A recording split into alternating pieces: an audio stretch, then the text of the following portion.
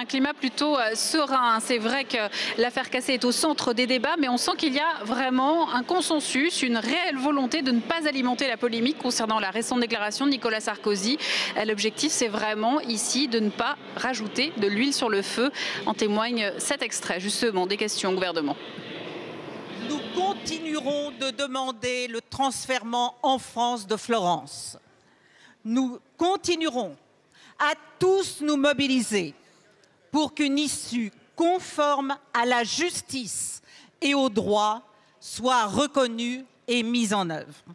Soyez-en assurés, nous n'abandonnerons pas Florence Cassé et nous comptons sur la solidarité sur tous ces bancs pour souligner aux Mexicains que ce que nous voulons, c'est effectivement que Florence puisse revenir en France. En revanche, dans les couloirs du Palais Bourbon, eh bien là, les langues se délient.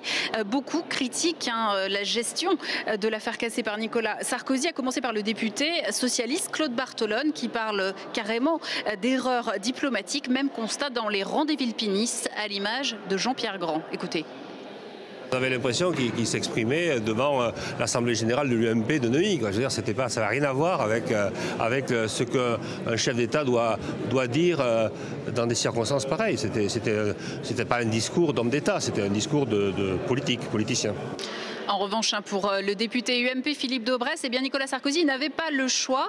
Il va jusqu'à comparer la Française à une otage politique et l'affaire Cassé à une affaire d'État. En face, eh bien l'opposition continue de demander à l'Élysée d'apaiser les relations diplomatiques avec le Mexique, d'arrêter ce ton péremptoire. Seul moyen de sauver la jeune Française. En tout cas, aujourd'hui, ce qu'on a pu voir, c'est surtout de la solidarité. Décidément, elle s'imposait. En témoigne cette image qui réunit toute la famille politique autour des parents de Florence, très émue.